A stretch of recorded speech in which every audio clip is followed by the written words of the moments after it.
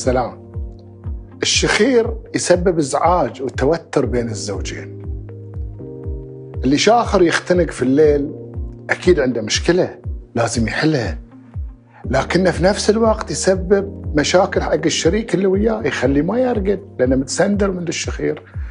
هذا الشريك اللي وياه طول الليل ما يقدر يرقد لأنه بعد يخاف عليك من أنه ينقطع السمك وأنت راقد.